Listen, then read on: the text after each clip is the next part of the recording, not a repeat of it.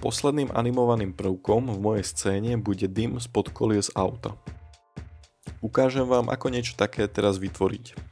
Ešte predtým, než čokoľvek pridám, som si potreboval poupraviť trajektóriu jazdy. Iba trocha, tak, aby mi auto pri štarte smerovalo presne súbežne s X-ovou osou, aby jednoducho pri štarte nebolo naklonené. Klávesovou skratkou Shift S som si vložil 3D kurzor do stredu kolesa a potom som si pridal cylinder, čo bude objekt, ktorý mi bude generovať dym. Z cylindru som odstránil jeho bočné časti, potom som ho scaloval, aby bol len o trocha väčší ako samotné koleso a tiež som ho upravil na šírku kolesa. Nestrachujte sa, tento objekt pri finálnom rendri nebude viditeľný. V záložke Physics som tomu objektu pridal nasledovné vlastnosti. Zaklikol som mu možnosť Fluid a typ som zmenil na Flow. Následovne som zmenil Flow type na Smoke a Flow Behavior na Inflow. Klikol som tlačítko Use Flow. Rozklikol som si Flow Source, tam som zaklikol políčko Is Planar a Surface Emission som zmenil na hodnotu 0,5. Zaklikol som si tiež políčko Initial Velocity, kde som hodnotu Source zmenil tiež na 0,5. Origin cylindru som nastavil do stredu objektu. Sparentoval som si cylinder s kolesom. Vytvoril som novú kolekciu, do ktorého som vložil generátor smoku a pomenoval som si ho.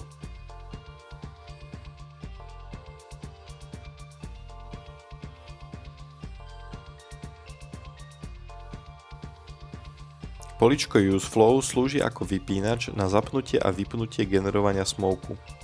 Animoval som ho tým spôsobom, že som si ním ohraničil body na časovej osi, v ktorých chcem, aby sa mi dym spod kolies generoval.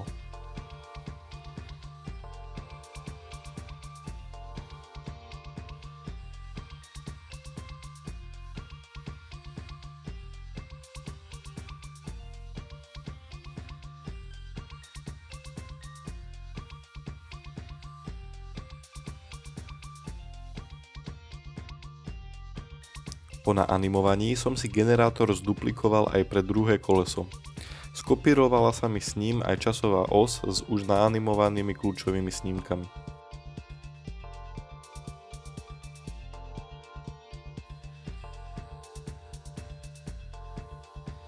Do scény som si potom vložil kocku, ktorá mi bude reprezentovať zónu, v ktorej sa mi smoke bude môcť generovať. Ohraničil som si ňou priestor, ktorý som predtým animoval.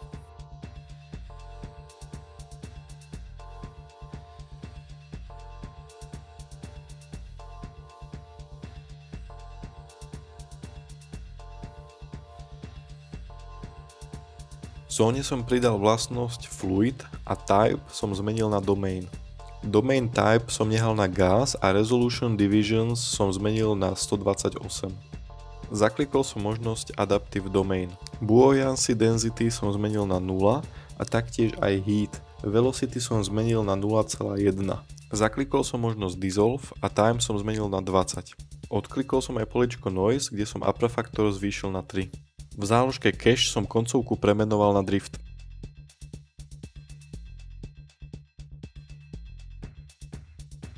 Frame End som zmenil podľa svojej animácie. Cache Type som zmenil na All, zaklikol som možnosť Is Resumable a Format Volumes som zmenil na Unicache.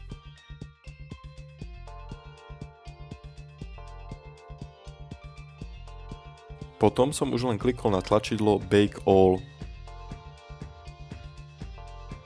Po chvíli som stlačil tlačidlo Escape, aby som videl, že všetko ide tak, ako má. Dym je zatiaľ vidno iba v náhľade Solid.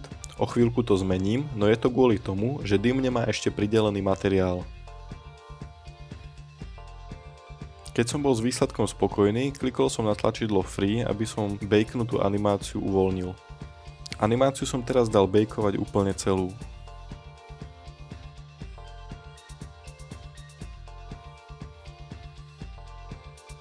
Ako teraz ukazujem, v náhľade materiál dym vidno nie je. Materiál, ktorý použijem na dým, je vo forme addonu, takže som si ho aktivoval cez záložku Edit, Addons a zaklikol som si ho. Vytvoril som si nový materiál, no predtým, ako budem môcť addon použiť, je potrebné ho importovať cez vlastnú záložku Chaos Fire Shader. Potom som klikol na tlačidlo Import. Vloženú doménu som si odstránil a použil som iba materiál.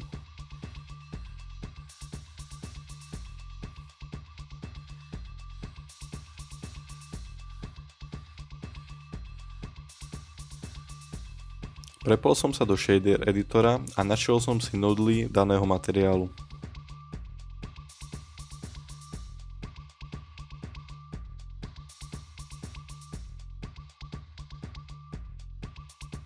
Dymu som určil bielu farbu a Smoke Density som zmenil na hodnotu 150. Dym je teraz už viditeľný vo všetkých náhľadoch a hlavne vo finálnom rendri.